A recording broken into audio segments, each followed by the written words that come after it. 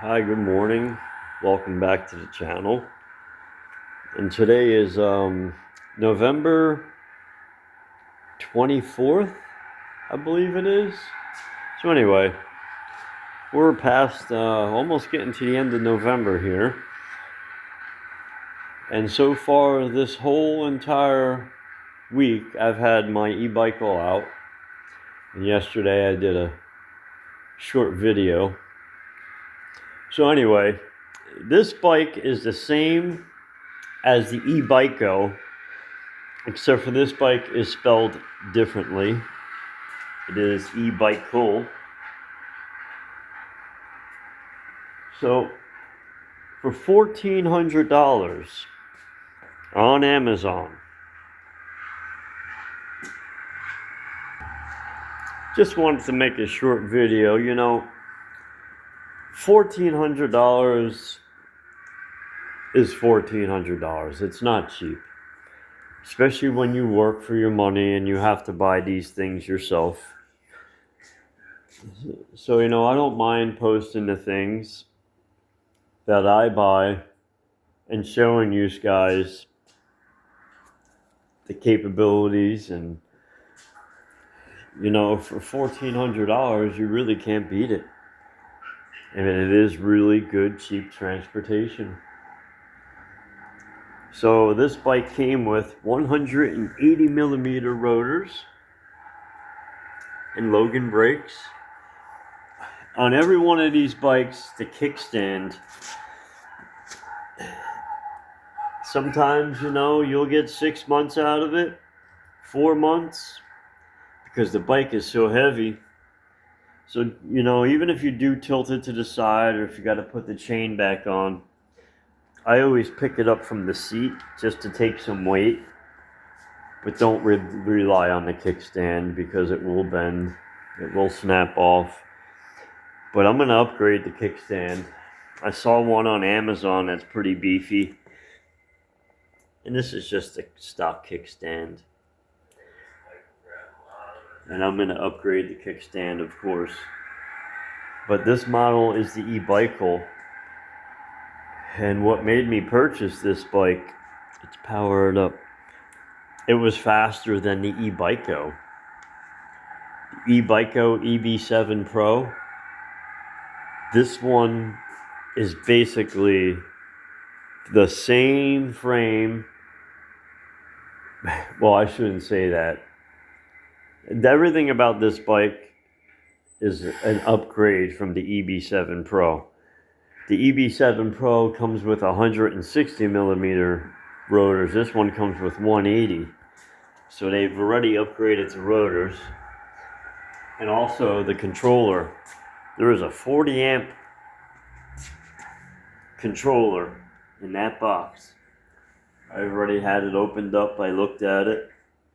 I think the EB7 Pro comes with a 28 amp controller. So there's 28 amps that go to the rear motor and 26 amps that go to the front motor.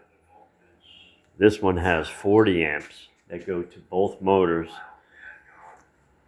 which I think is a pretty cool upgrade. There's no skipping. It's all power, straight up.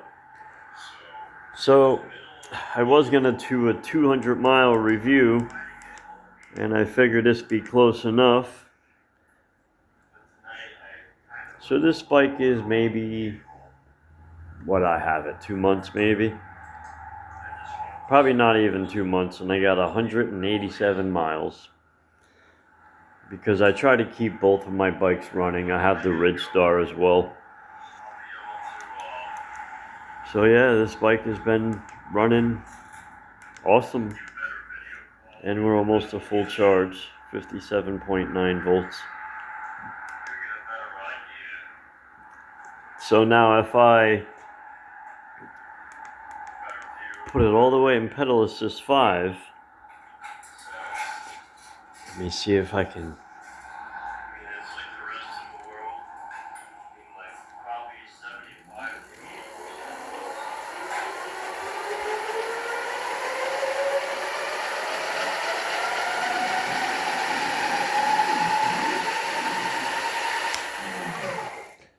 Now you'll see that it goes all the way up to 48 miles an hour.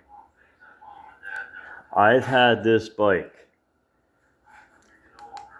up to 48 miles an hour, GPS verified. It was actually a little over on GPS.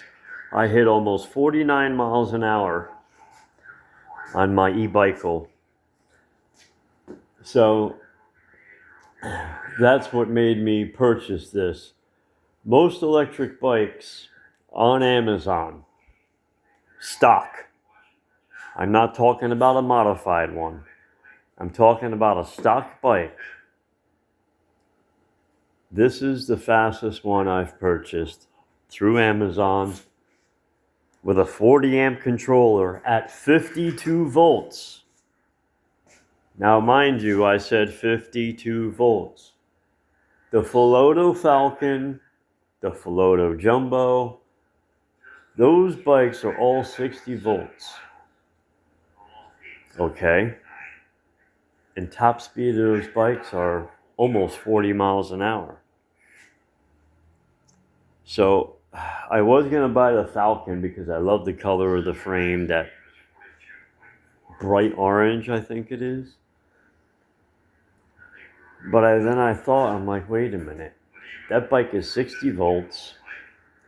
Yeah, it's a tough frame. It looks durable. But the battery's integrated. And what's really cool about a battery exterior, I had some extra straps where, just in case, it's strapped. It's not going anywhere. And yeah, the wires are exposed on this bike. Some are routed internally because there's a hole here. But this bike you can upgrade. If anything happens, the battery's exterior, you can take it off and put a different one. You could run two batteries. You could put a battery in the bag. So the bike has room for upgrades. So I appreciate everyone for watching. Just a little update of my e-bicycle 5,000 watt dual motor electric mountain bike. And hopefully this bike will bring years of fun to my life. And by the time you put the $1,400 out for the bike cash and you buy it, and by the time you're all said and done, you'll have about $2,000. But what's really cool, as I'm saying, is since everything is external, I mean, they could even have ran these wires into the frame here because there are holes and there's some wires that go down in the tube here.